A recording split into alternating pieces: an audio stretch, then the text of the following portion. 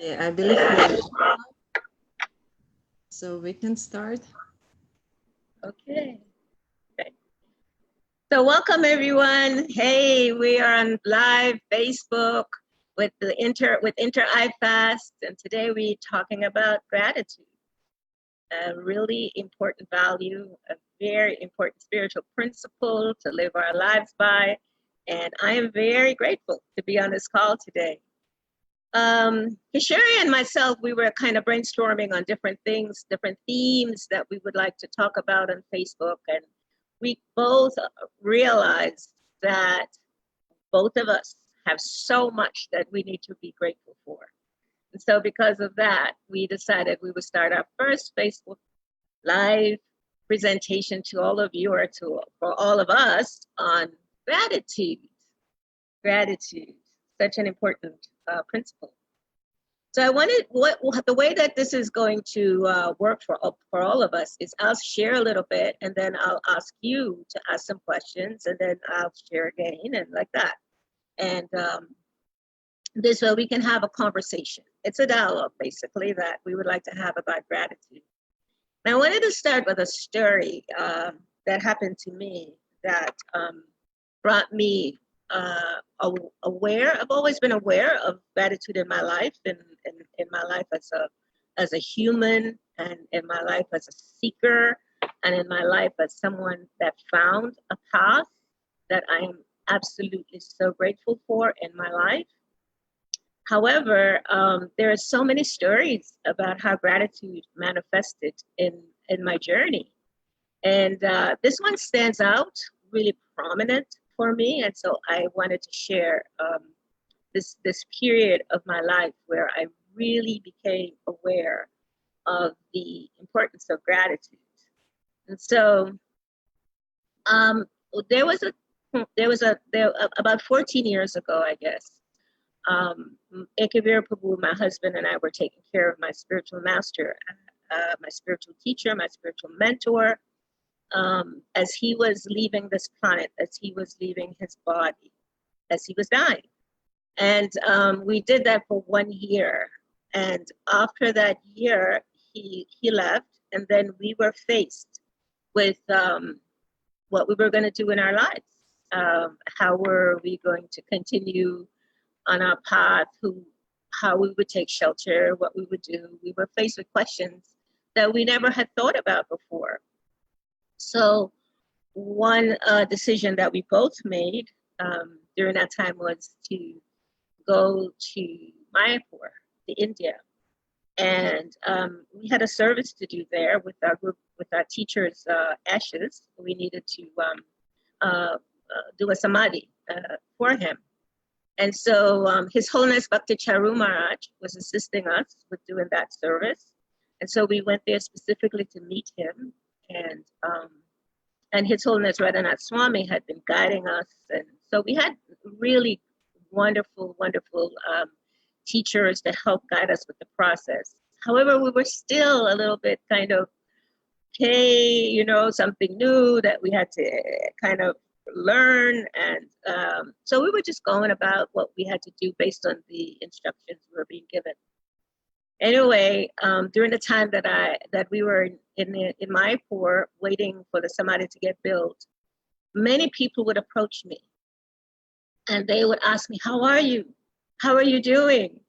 And at the time, I was really grieving, and I was really mourning, and I didn't quite know what to say, to people when they asked me. I mean, I seriously didn't know what to say, because I just kind of was empty inside somewhat, even though philosophically I totally understood, what, that, yeah, everything was going on by God's arrangements, by Krishna's arrangements.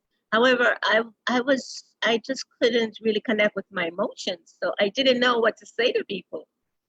And so one day, one devotee approached me and said, "Well, I just want to know, how are you? Really, how are you?" And I remember saying, I am grateful. I am grateful. And then I found some solace and some peace and some joy in just that one simple statement. I am grateful. I am grateful. So I would say that everybody, I would say that to anybody that came to me and asked me.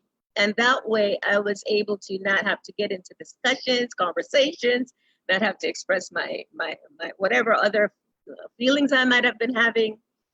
Then another point in time, I questioned myself. When you say you are grateful, what exactly does that mean?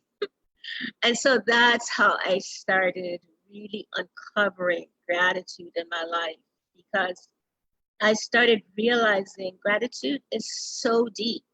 It's easy to say we're grateful. It's so easy. However, to connect very deeply with gratitude, I believe it takes, at least for me in my experience, it really took me having to be still and silent with myself and really explore what was I really grateful for with my spiritual master leaving the planet. I keep saying I'm grateful. What am I really grateful for?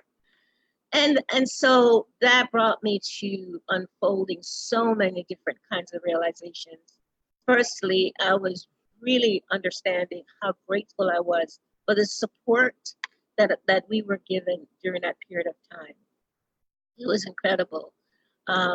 His Holiness Radhanath Swami, Gurujan Prabhu, Bhakti Charuma, so many amazing devotees were there to just kind of be there. Just their presence, just their words of kindness, just their support on different levels kept us kind of knowing that we were protected. And that is such an important aspect of spiritual life. Spiritual life means we're kind of interdependent, not kind of, we are interdependent. And when we get the opportunity to really experience our interdependence and seeing that it really works, it's the most beautiful experience. And for that, I am so grateful. So that's kind of a story that I wanted to share that has meant a lot for me. And I am still unfolding in my journey of gratitude. Each time I say that sentence, I am grateful. I still say that. Sometimes people ask me like, how are you? And I still say, oh, I'm grateful. However, I know like that day I will explore, okay, what are you grateful for today? Tell me, what are you grateful for? What is happening in your life? And this way I'm able to go deeper with this mood of gratitude. So I want us to kind of explore that a little bit. I want to ask you, what are some things that have given you like another window or open a window of realizations and understandings about gratitude? I want to kind of open us up with that. So I hope there's some people here that can share with us, what does gratitude mean to you? So we got somebody on the line to share? We have some people watching our session, our Facebook Live. Please, you can write in comments your realizations and your questions. And I would like to share my gratitude to you for this topic, because it's really inspiring to be grateful every day. And your question, a really deep question, what I'm grateful for, to explore this, it's really important. And it's really important for me to remind myself that I have so many things to be grateful for. And I have no reasons to be sad or upset. And I have so many things right now. It's so much, it's really important for me. And thank you for sharing your story with your Guru Maharaj. It's so important when you have such difficult situation in your life, still stay grateful. Let me check if we have any comments. We have Lucy here. Our students, Pradyumna also is watching. Lucy is writing, I have noticed that the more things I'm grateful for, the more the list grows. And Pradyumna wrote, how to sustain, I have a question, how to sustain our bhakti? Maya is powerful and tries to make us fall down. Maya is Maya is powerful and tries to make us fall down. Well, I don't, Pradyumna, yeah, Maya is a servant of Krishna, and her service is to help us remember Krishna. Our gratitude is the fact that we have been given an opportunity to be able to remember Krishna. So those persons that came into our lives to awaken that love that we have for Krishna, then we are most grateful to those persons.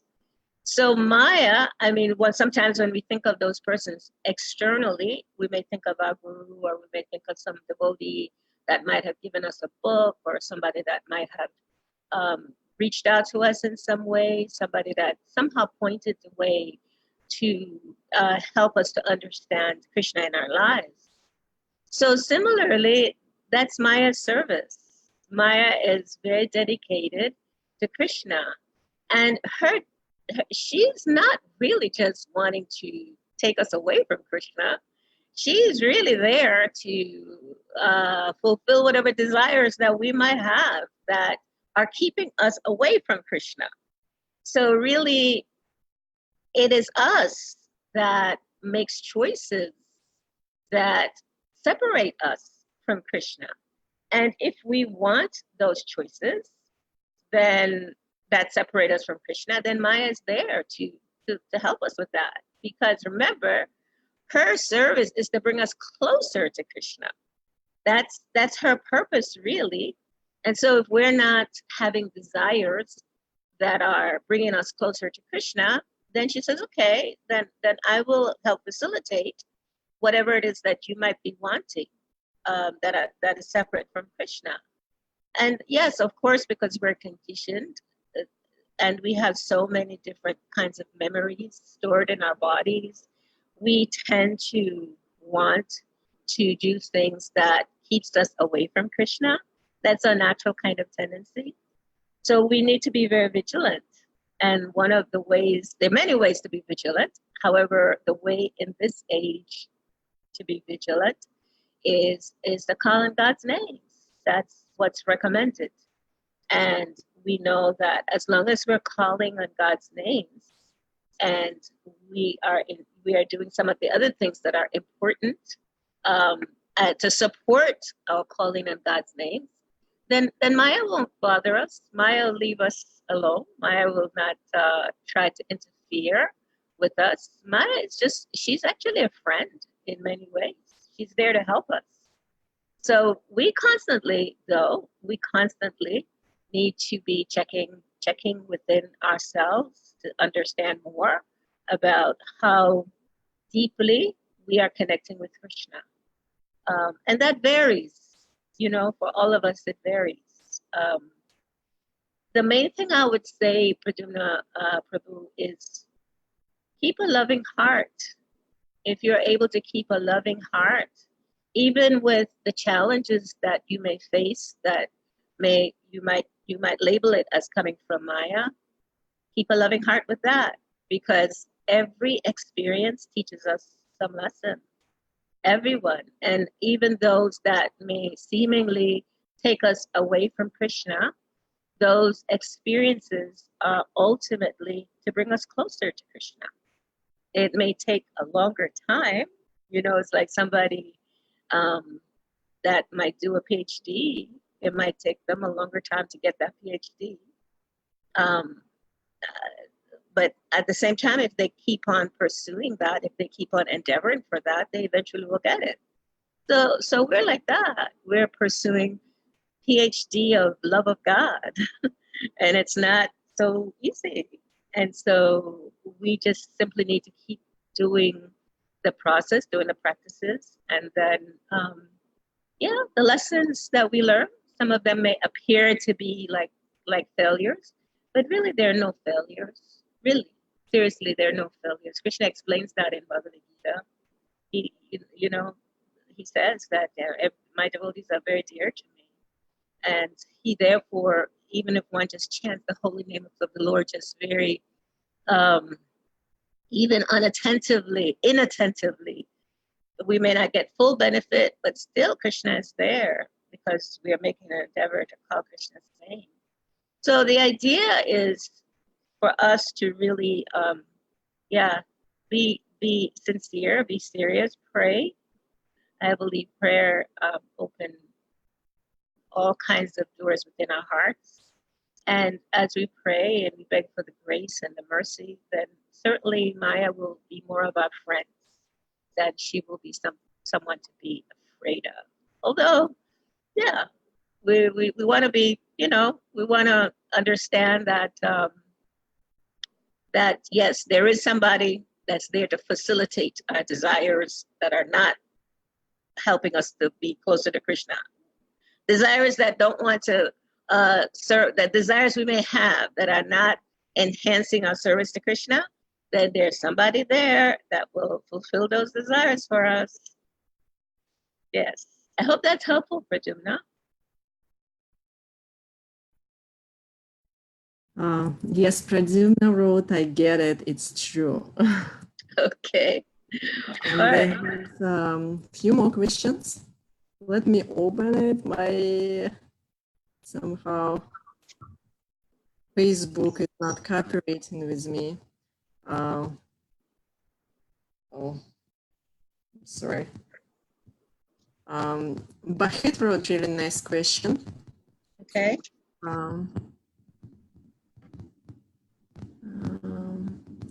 Dear Vrajalila, I'm happy to hear and see you. Thank you for this session.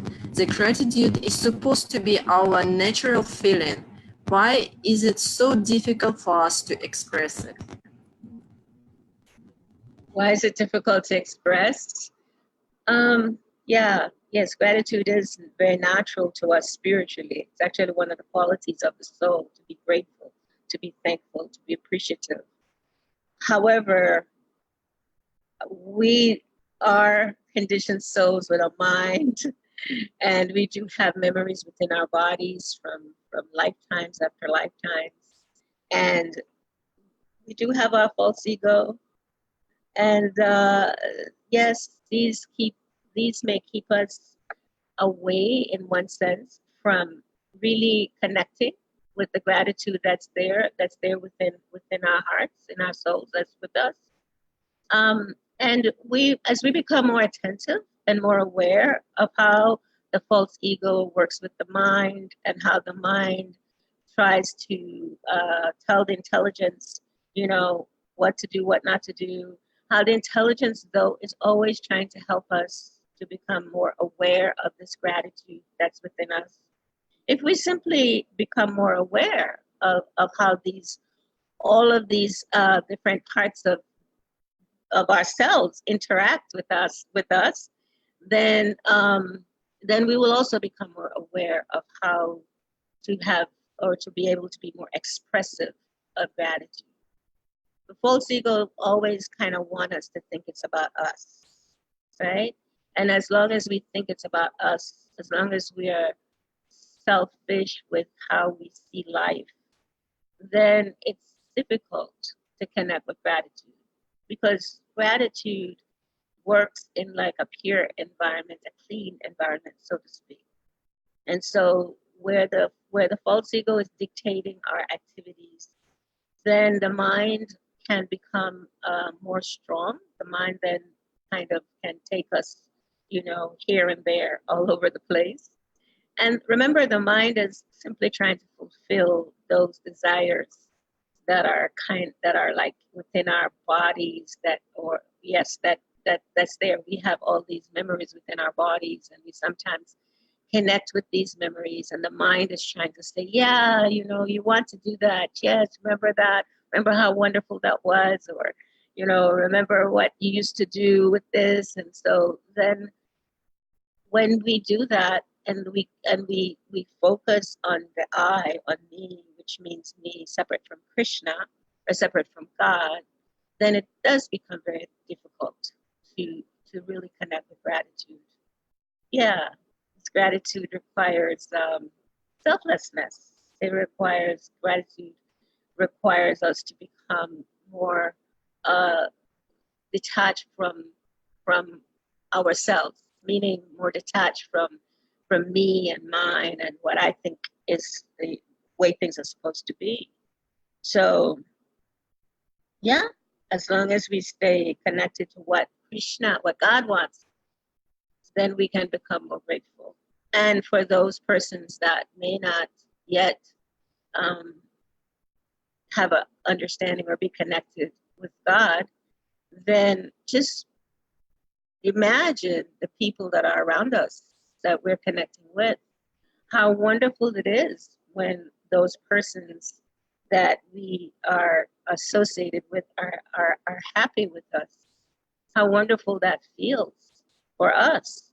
And so the more we give to others, then the more we get back, and then we can experience that feeling of gratitude by whatever the reciprocation might be for whatever it is that we do.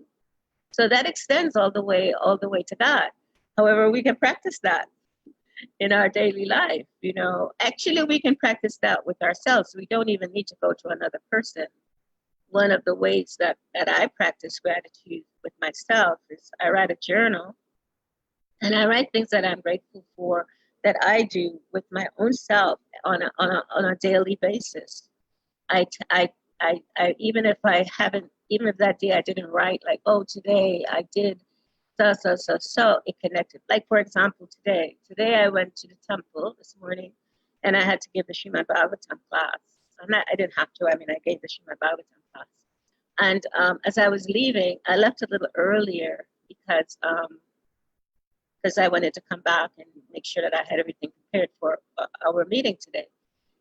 So on my way out, I had greeted the deities, and then I was leaving. And then I met this personality that was coming into the temple, coming to greet the deities. And he was my doctor of 30 years ago. 30 years ago, this was my doctor. And I saw him, and it was just so beautiful. I was just like, wow, I've seen him over the years, but I hadn't seen him recently. And so we got a little conversation, and I was just sharing how grateful I was to him because of him, he actually helped me through a pretty rough period in my life with my body. And he in turn, which was kind of interesting to me, he started sharing with me about reading this book called Many Moons that's written by Giraj Maharaj. And in that book, there's an interview by myself and my husband, Ekavir Prabhu, when he was sharing how he was just reading that book, and he was reading that interview, and how he couldn't imagine some of the things that we had done. And it was just like really so reciprocal in terms of our gratitude for each other. So this is just on a daily basis, we can have this experience. And in that way, we can extend that to by Krishna's mercy. It was by Krishna's mercy that somehow I was able to get connected to a doctor that happened to be a devotee. And he was a really good doctor. He's a surgeon actually, and he had to do some surgery on my body. And it was a very intimate part of my body. And it was like, it was so many different things that were coming up for me at that time. But he just so calmly and, just professionally just guided me through the whole process. And now, 30 years later, I'm able to just like, wow, hey, doctor, da-da-da-da, whatever, what his name is. And it was just such a beautiful thing. So I thought about that as I was driving off the farm. I thought, wow, that was amazing experience. And must it be like when we are able to just be grateful to Krishna for everything that he does for us every single day.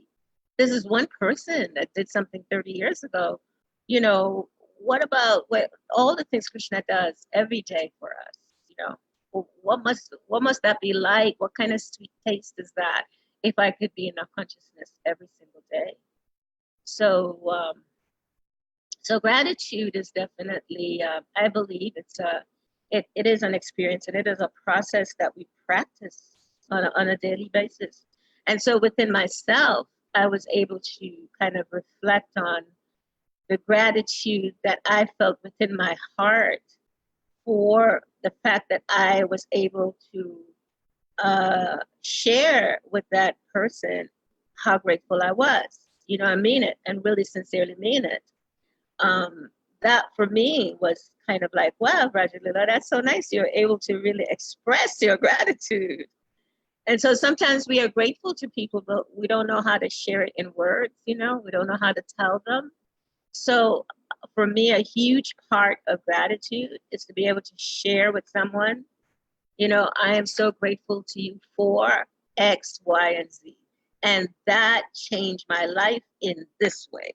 You know, like I could say, Dr. So, I am so grateful for that operation you did on my body, because that has helped me to perform devotional service for the last, you know, 30 years after that, right? And even though at the time I was like, what? This is crazy. How can I do this? You know, it was really kind of a little, you know, for me, it was kind of very critical, very serious. My body was younger. It was like, what? But anyway, he was able to do that. And now I at least for 30 years, I haven't had any difficulty. So yeah, I don't know. Hopefully that connected in a little bit. Yeah, thank you so much. I believe it's very helpful, and it's so you give us practical tools that we really need to practice our gratitude.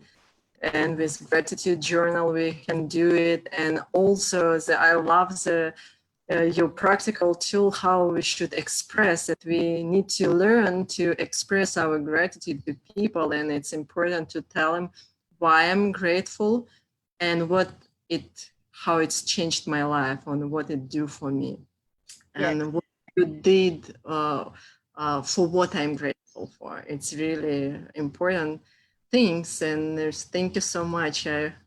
I will be practicing it myself too, because it's really hard for me to express my gratitude. We have Bahit wrote, thank you, dear Vrajalila. Thank you for sharing your experience, practice in a daily basis. Learn how to share your gratitude. I feel it's easy for me to feel gratitude to the teachers, to you. It happens so natural, free. That is starting point for me to cultivate attitude of gratitude. Thank you, dear Bahit. Also, we have Ashley, also our student here. She wrote, I'm grateful for my family and loved ones being alive and healthy. I'm grateful that I have a chance to know this institute and my life has changed. Also, Jayadeva Dasa wrote a question. I think you already answered, but maybe if you feel like adding something, how can we be grateful when our circumstances may seem to be extremely difficult and challenging? Yeah, those are wonderful times when things are challenging. Those are the most beautiful times of our lives. Although at the time when we're experiencing them, yes, they don't seem like that. Yeah, definitely. So how do we express gratitude during those difficult periods? Yeah. So it's important to, as I said earlier, we take ourselves out of the situation and kind of realize that it's not always just about us, you know, not always just about us. Sometimes when situations are happening, there are many other people that are involved, and there are many other different ways that we could possibly look at the same thing, because, you know, everyone has different perceptions. And so we try our best, and this requires a training of the mind to be able to see difficult situations as opportunities for something wonderful that's going to unfold.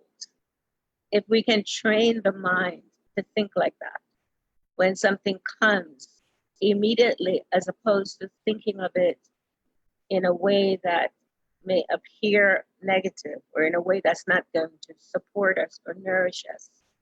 We see it, if we can, first as, wow, this situation is being sent to me by divine purpose, by divine arrangement. We see that, okay, if we want to personalize it, oh, my beloved Krishna has sent the situation through the medium of all of these different people or different environments, to help me to really grow into another person, into another being, right? Into another level of consciousness. We can try to see it like that. However, not many of us can see it like that. Usually we're reactionary beings. So that's a high level of thinking. But we want to know that level is available, right? That level is available. And we simply need to make a choice. We simply need to nurture. The choice would be, if we want to have that level of consciousness all the time, then the choice would be to nurture our mind with what it takes in order to develop that level of consciousness, right? And what does it take? It takes constant hearing about people or being in association with people that think like that. Constant hearing about these people that think in a way that they make challenges opportunities. We need to always hear about these people. So one of the ways to do that is for a person that's on a spiritual path, one of the ways that we do that is to read from our scriptures about people that do that. How did they do it? And we're very, very fortunate that in our scriptures we have many examples of personalities that they have taken a situation, a very challenging situation, and they flipped it, they turned it around, and they made it work as an opportunity. So that's a high level of thinking. And again, many of us may be aspiring to be on that level. So on the level that maybe some of us are on, we can simply understand that the challenge is coming. And okay, this challenge is coming, and I am simply going to face it, and I am going to see what it brings in my life. What is it going to bring in my life? And as best as I possibly can, I'm going to face it in a way of approaching that particular challenge as something that is good for me. It is good in my life. It will help me in my life.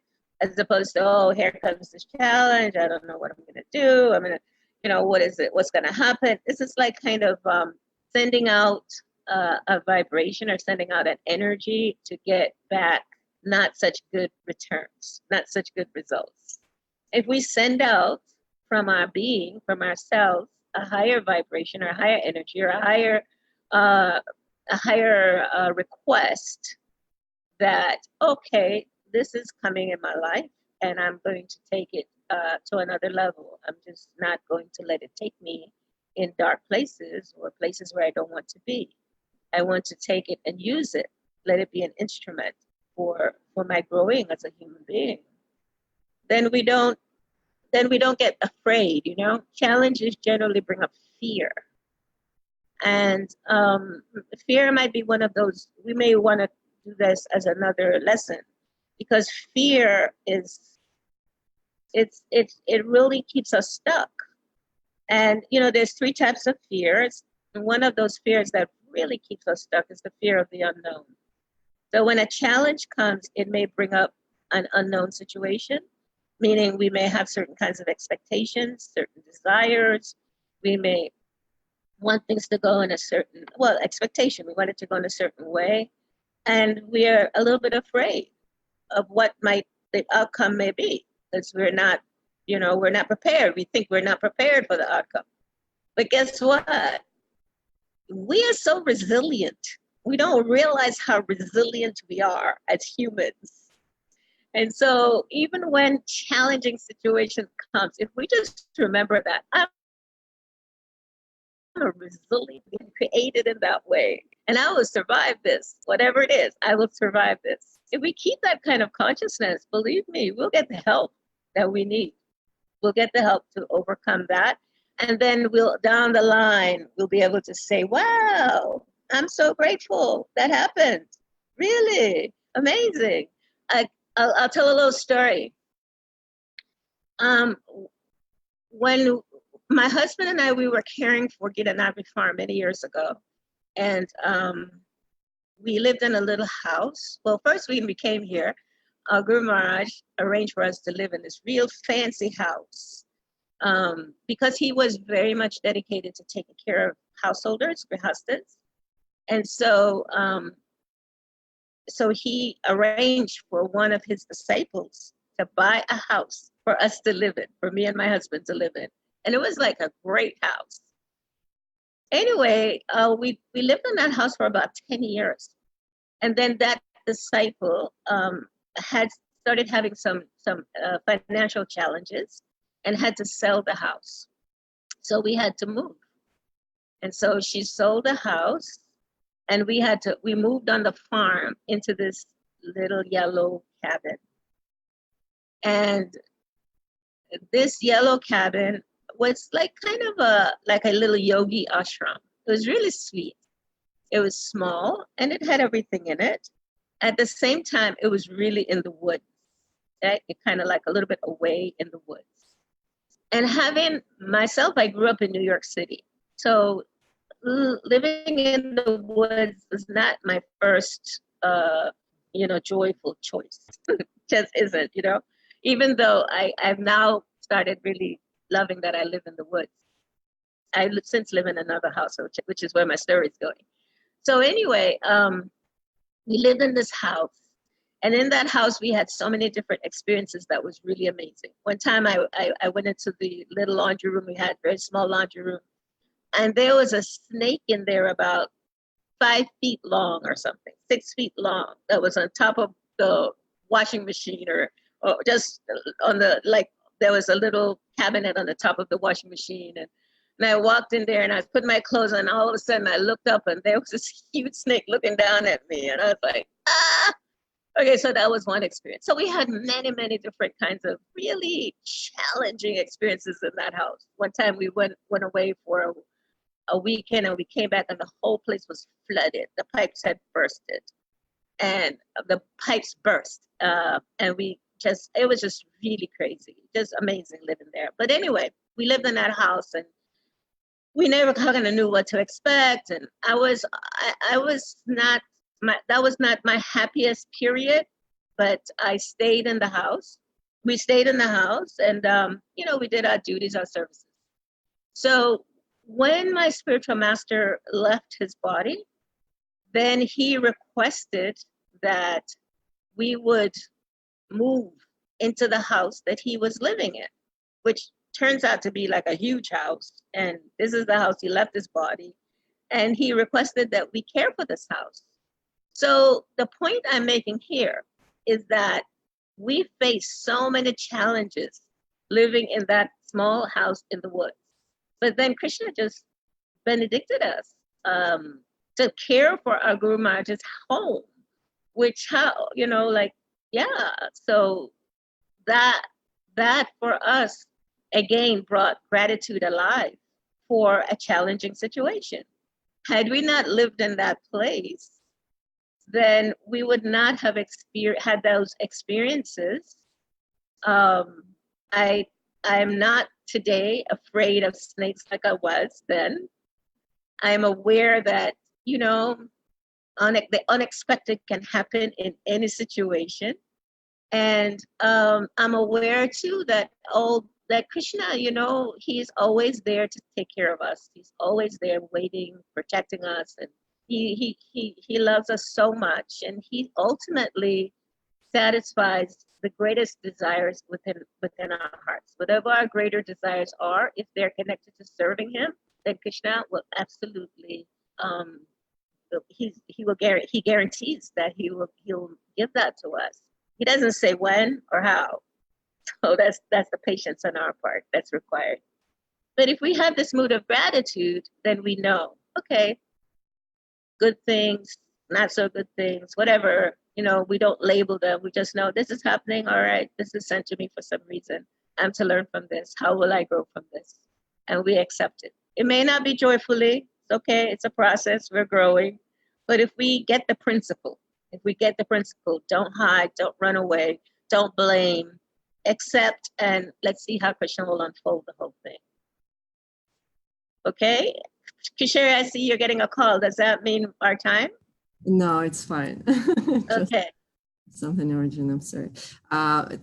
Thank you so much. It's really, really powerful. And again, I wrote for myself a practical tool from you. Okay, we might not be at that level that we are grateful for challenges right now, but we can learn from people who, like sages or greater people who had those challenges and took those like opportunities. And if we learn about them and read about them, it really helps us. Thank you so much for this practical tool again. And I think now we can finish our session. I wanted to just share one thing that I just recently read from Gurujan Prabhu, and it's a little statement, and it's really cool. It's really, really cool. It says, beware of the internal voice of impatience that steals away our dependence upon Krishna, and lack of trusting in his timing. So when challenges come, if we become patient and wait for Krishna's timing for that challenge to pass, because it will pass like a wave, it will definitely pass. And in the meantime, find people that we trust, that can help us, go to a coach that knows how to, coach us through that difficult period. Let's not just get into a muck about it. Let's not just become like victims about it. Let's take it as an exciting period. Oh, this is exciting. I get a chance to be patient and depend on Krishna and Krishna's timing and God's timing. Okay. Thank you very much. Thank you, everybody who joined, and for your comments, nice comments and questions. We got a lot of words of appreciation and gratitude. Thank you very much. Thank you, dear Vrajalila, for doing this session. Okay. And hopefully we will see all of you again soon. Yes. Okay.